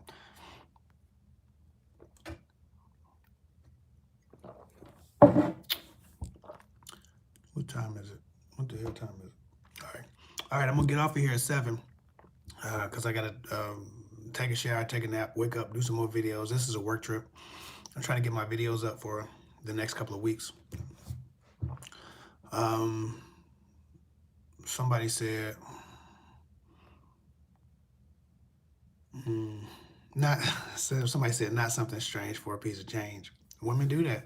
Women go on these dates with these rich men, screw them on the first night, hope for a relationship, cross their fingers, and the best they got was $100 steak. Um, Kev, maybe you should match make people in the chat together. I wish I actually want to start not necessarily a matchmaking service. I got some ideas for trying to figure out how to pull men of respect and integrity together with women who have done the work and gotten themselves together where they're prepared to meet somebody in the middle.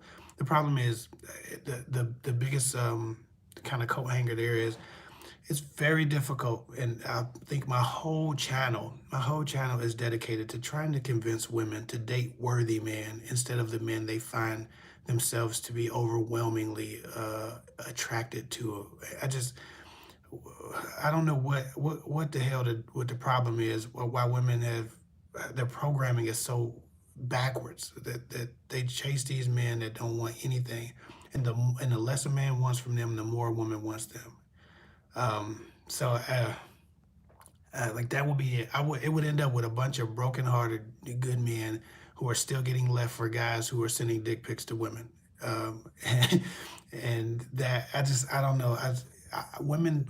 Women, especially in my comment section, after I do a lot of these videos about what men want or what men fear, or a good woman is hard to find, like those types of videos. I find that as mature as we all like to think we are.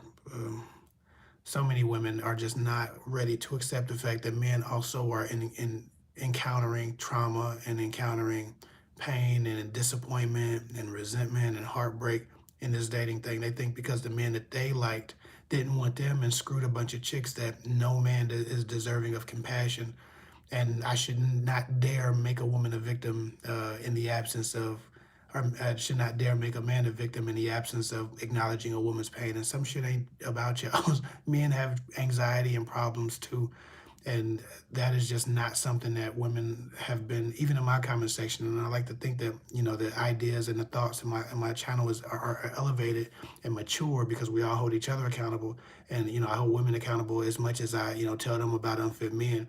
I'm not pandering on this channel. I'm not just telling y'all what y'all want to hear. I'm telling you, I mean, some shit you're going to want to hear, and you hear it because it's true, but I'm not withholding truth from y'all.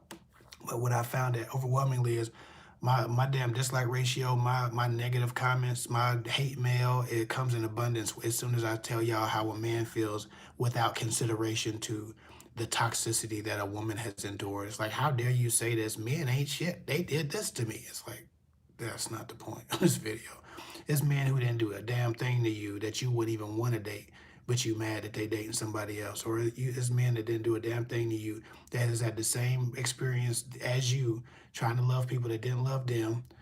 We have to accept that humans are having an experience, a human experience here, not just women. So in matchmaking, what I realize is it's very difficult to give a woman the tools for her to develop chemistry with the right types of men, or with the men who would otherwise give her the types of relationships she wants, because she's looking for the forbidden fruit to somehow or another be different or taste different than it did. And they always point to chemistry or sparks, and I don't think they understand how much of a slow burn the relationship development is supposed to be, instead of an instantaneous spark. But now I'm in some rant that probably is being lost on quite a few people. So love and respect, but that's a huge conversation. Men are struggling and having issues too, and 90% of women chase the top 10% of men. Those top 10% are screwing and nutting on everything they can, and the bottom 90% are raising their hand trying to stop getting overlooked. It's just kind of sad. Let me see. Is it 7 yet? Okay, I got 7 minutes, y'all. 7. Kevin, maybe you should. I already did that. AI Matrix said, because we fall deep in love but fall hard on rejection or friend zones too. Absolutely. Men have a lot of issues when they fall in love with a woman. It is tough. Like I said, men are going through shit too, and we can't. I'm never speaking for ain't shit men. I'm never speaking for manipulators. So every time I say something about what a man feels or thinks, somebody tells me what a manipulator did. I don't speak for them. Fuck them. Like that ain't never how I'm coming. um, uh, I don't know too much about, like, I understand zodiacs. I've read like the Somebody said, I don't think Kev knows his zodiac stuff, y'all. Now, I'm not huge on zodiac stuff.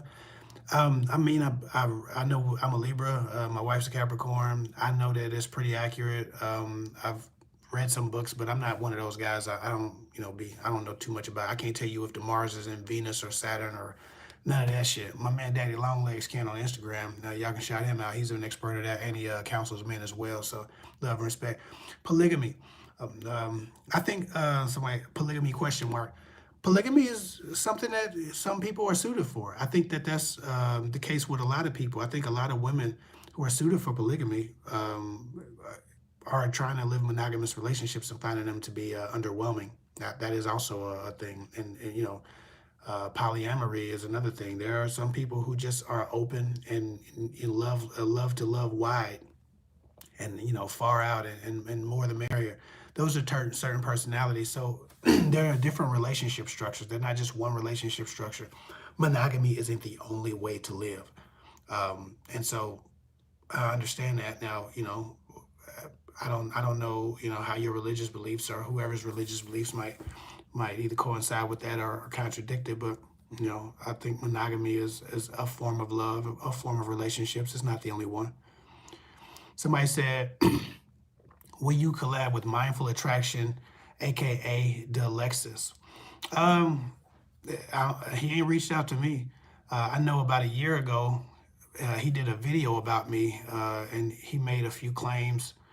Um, and I seen the video, and I chose not to respond to it for the most part, unless somebody say something disrespectful about my family. I'm not responding to no video they do where they critique one of my videos or say anything. But he said something very interesting. He started the video by saying, if a woman was stupid enough to, because he was reacting to what I said, and he said if a woman was stupid enough to let him use her body for no and let him manipulate her, then he would do it. That's what he said. If a woman's stupid enough, I'll screw her. Who cares? Then he made some Jedi head blowjob giver joke. And then he said, I was telling women what they wanted to hear and telling them to stay away from men who would use them for their bodies.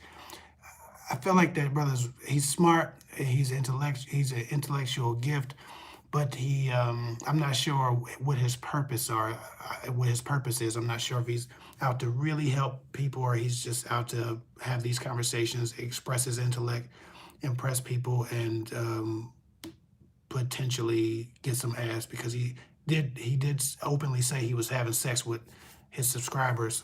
So he's probably just building women that would make it easier to have sex with. And most of the advice he gave, it seemed as if he was advising women in the way that they would be easier to use by him if he encountered them and wanted to have sex. So he's a very smart person. I'm not saying he's not a good person or not a solid guy, but in that one video, if you look up, he reacts to Kev Hick. He openly admitted to using women, fucking his subscribers, and then telling people that I told people what they wanted to hear when I told them to stop accepting this shit. Before telling a woman if she's a Jedi blowjob giver that he would like her a lot. And I was telling women stop giving guys blowjobs just because they want them to have a relationship, or stop having sex or giving sexual favors with guys to guys just because you want him to like you. He's not gonna like you because you gave him a sexual favor. And he proved my point in everything he said in the video, and then proceeded to say, and I was telling women what they wanted to hear because I told them to stop giving blowjobs in cars with guys just because they want a relationship, because they like a guy and they're trying to impress him. I didn't understand that guy. So, like I said, love and respect to whoever, but I'm not reaching out to nobody to do a collaboration. But if somebody reaches out to me or they want to argue or talk or debate, I'm with that. Like I said, I don't reach out to people because when I started YouTube, nobody answered their damn DMs or their messages. Maybe they didn't see them, maybe they didn't. Not these guys, mostly black women that I was trying to connect with to ask them questions. Just other black creators in general. It was just like it wasn't no love, So I'm not really. I think I'm tapped out on reaching out to people. But if somebody were to reach out to me, y'all know I show love. I show love to people who don't have a lot going on. I show love to whoever. If you ask me, if you reach out to me, all I want is for you to actually have some shit going on.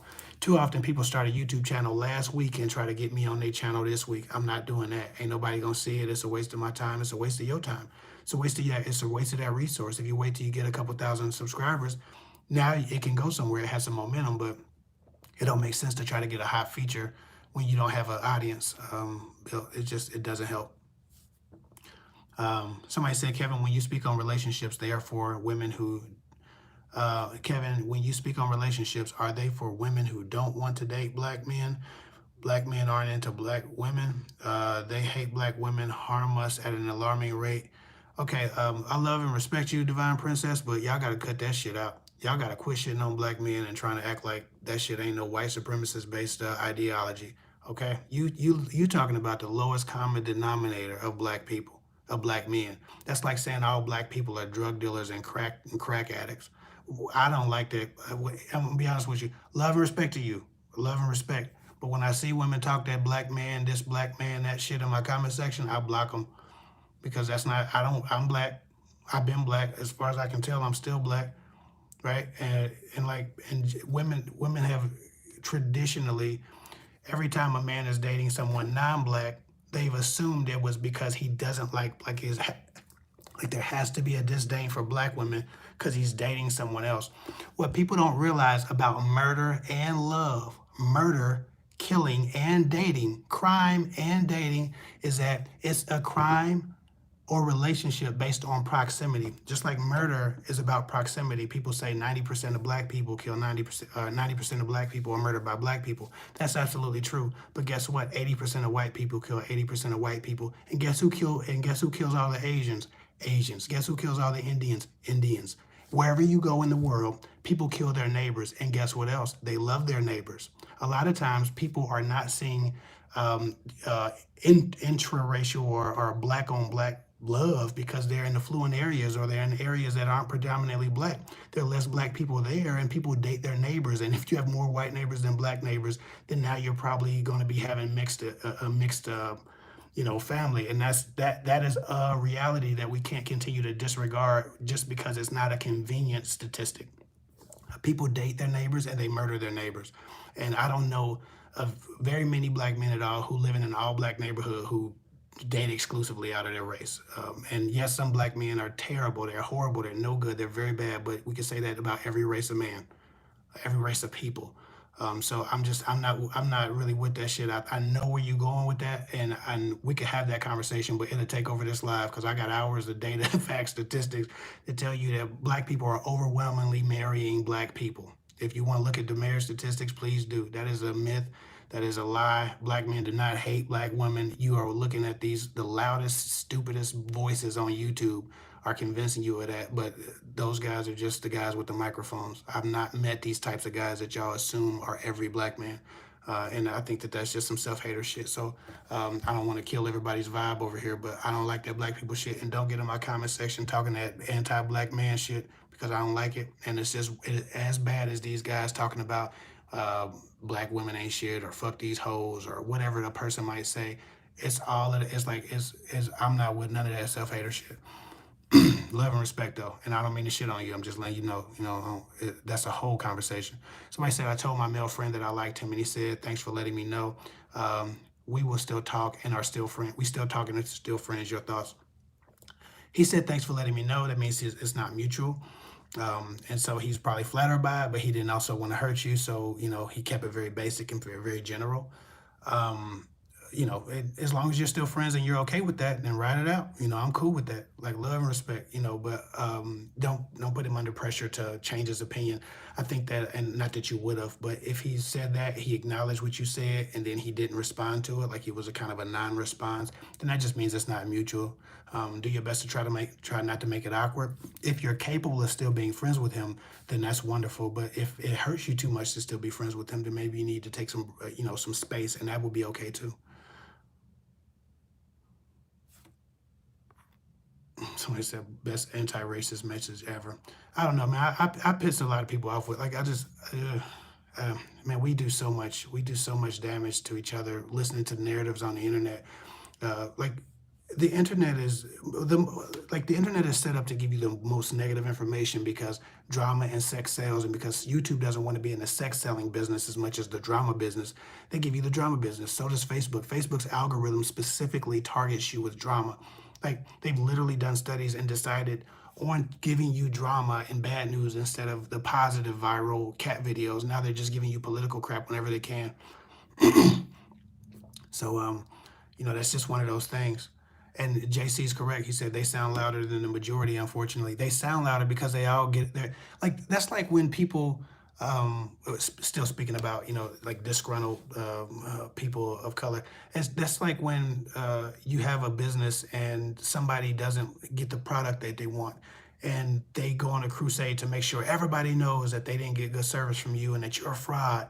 When If you run a business, disgruntled customers are just a thing that happens. That's a thing that happens when you run a business. You don't get every order right. You don't get every service call right. People don't always get what they looked for or are satisfied, but it doesn't make you a fraud.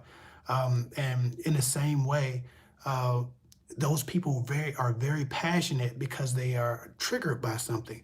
Well, in our community, when people are triggered, they find a microphone or they create one through social media. And so the people who are the most passionate are the voices we hear. Unfortunately, the people we hear are the most triggered a lot of times, right? Are the most angry a lot of times. So it's not a representation of everyone, it's a representation of the most passionate. And some people are passionate in a positive way. Most people are passionate in a negative way. And if you heard it on the internet's algorithms are dead set on giving you the most negative passion because it keeps your eyes and it gives them more clicks. Drama sells. Mm, Let me see. And so again, I don't remember divine love and respect. I did not mean to like shit on your worldview. I just wanted to make it clear that is sometimes more of a narrative spoken by those who feel that way than a reality. And again, those guys are generally in different areas, not black areas. Black people who live around black people date black people. Black people who live around white people date white people. White people who live around black people date black people.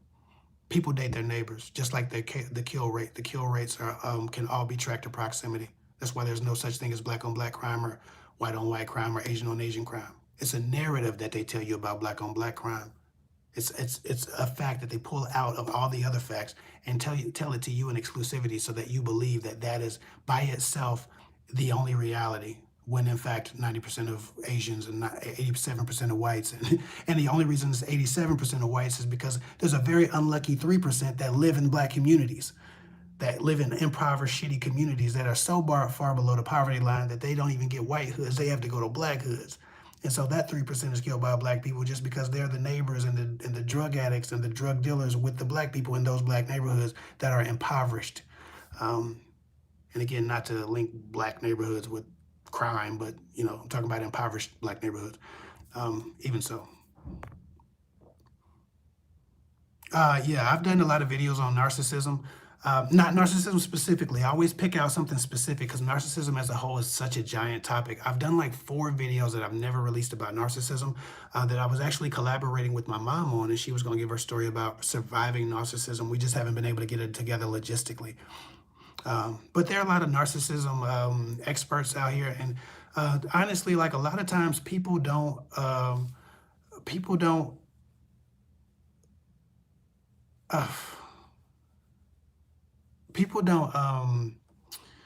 always take responsibility for their shit. And so I've seen in the comment section and just in internet culture in general. Look at y'all that got me on. I'm 8 minutes over. But people in general be like blame narcissism for everything, and sometimes people are just assholes, like regular assholes. They're not always narcissists. So that's something that we need to acknowledge and just be aware of. Is that everything isn't about narcissism, but narcissism is a thing and it happens. But yeah, I've approached narcissism a lot, and if you just look through my channel, search my channel, and put the word narcissism in, I think YouTube allows you to search channels for specific keywords.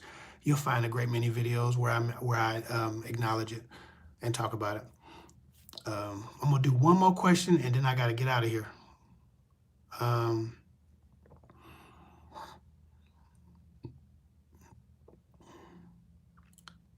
Yeah, somebody said you get more from the negative, but forget about the other 50 people that was helped. That's a sense of entitlement. Absolutely. Um, mhm. uh, Somebody said, "Do you brush your eyebrows upward? They're nice." Nah, that actually, they got so much thinner. My eyebrows used to be out of control. I used to have one eyebrow. It was terrible. I had to like pluck this shit every like couple years. My wife would push me down and like give me this shit every once in a while. But now it doesn't grow anymore. I just think with age they've tamed themselves. Um,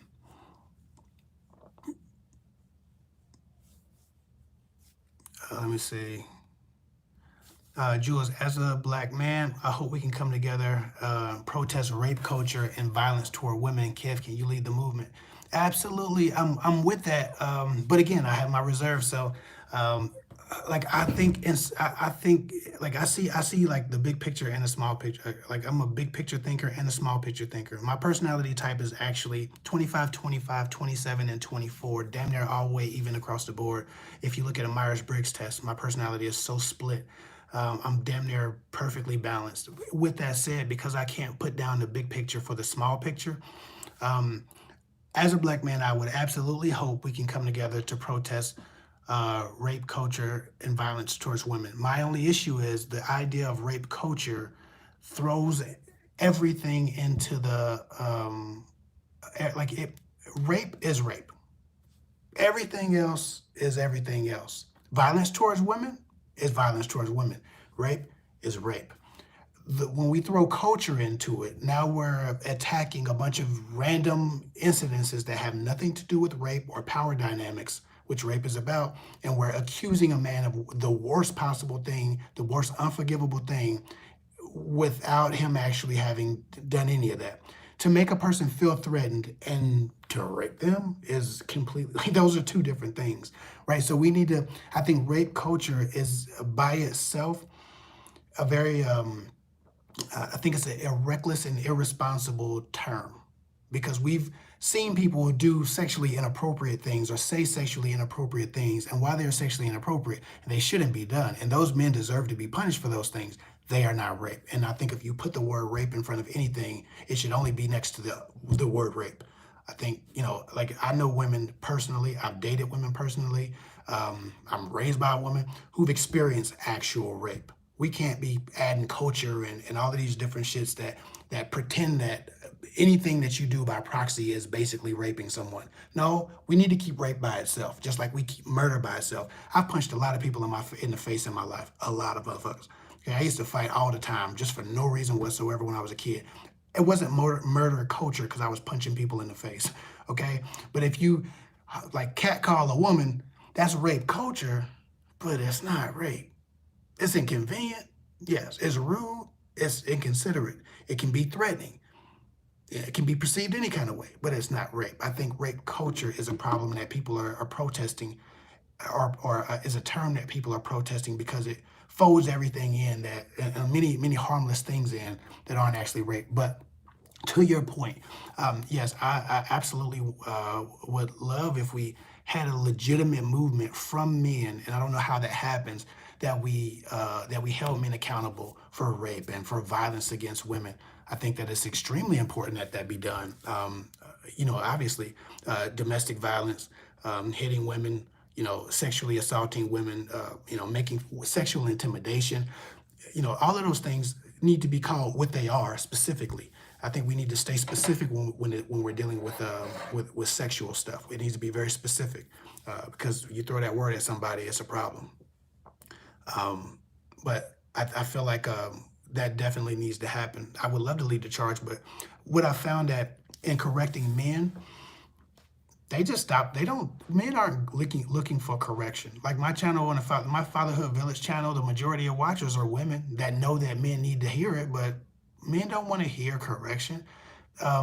If you look at every creator that makes content specifically for men, that makes positive content, holding men accountable, and not teaching them how to manipulate women. If it's a guy giving men advice that's not teaching him how to get more sex, Men don't watch that shit, or at least the numbers are so drastically lower than a man who stands up and say, "Hey, you want to get a girl? This is how you do it." Men stand up for that shit. They show up for it. We do have a problem. We have a problem with culture. We have a problem with the sense of responsibility, the sense of community. We have a problem with the man's intrinsic need and instinct to protect the women and the children of the tribe. We have some huge problems. But trying to figure out how to get that information to men in a way that they accept it and digest it and then are changed by it is the challenge, because they're not looking for correction. They're looking for confirmation that what they're doing is right. They're looking for validation that their bullshit is okay and acceptable, and it's not. And so that's why every time you see me do anything about narcissism or red pill, or pick the thing that I correct a man on, a bunch of people in my comment section, and I just delete people's comments. I don't give a fuck about no hater, but you ain't gonna get no shine on my channel either. Free speech is free speech, but you're not free to my audience. You make up your own audience and then make videos about me, but you ain't about to be in my comment section fucking off the energy. But I always get all these comments from men, going off on me because how dare you, call a man out on this, that, or the other. Men don't even want to call each other out. That's how shaky they are. Like they so scared that something's gonna happen to their worldview that they get upset when someone stands next to their victims. It's just different. So for me, I think that we're still trying to figure out how to give men the information that they need and reform them outside of talking to them when they're teenagers and young men. I think mentorship is so much more than reform. It's easier to build strong men than to repair broken ones. And what I found is that it's very true as a person, as a mentor, as a man who tries to be a leader in my community in the ways that I know how, as a podcast host and a men's channel host. I can tell you that these people, these guys, are not trying to repair themselves as much as they're trying to blame someone for their brokenness. And so it's easier to build strong men than to repair broken ones. That's why I do all of these videos to women, because women have the access to the young men that are growing into older men. And I just wanted to give them enough game so that they don't encounter toxicity and toxic relationships that end up hurting their children and ultimately showing their sons how not to behave. Somebody said, if you're asking about my IG is at kevhick24. So the @ KEVHICK 24. A lot of people put Kev Hicks. My name is Kevin Hickman. Kev Hick is just short for Kevin Hickman. There's no S in my name. So it's Kev Hick 24. Jacob, love and respect. Hey, you always dropping game in the comment section. I appreciate your conversation. I appreciate what you add to the conversation, man. Thank you for watching, and thank you for being a contributor of wisdom in the comment section. Jacob says a lot of good men that should value themselves don't value themselves, which is also a problem. Absolutely. It's a huge thing. People are either learning self-esteem or they're learning self-deprecation. And unfortunately enough, sometimes self-deprecation wins out.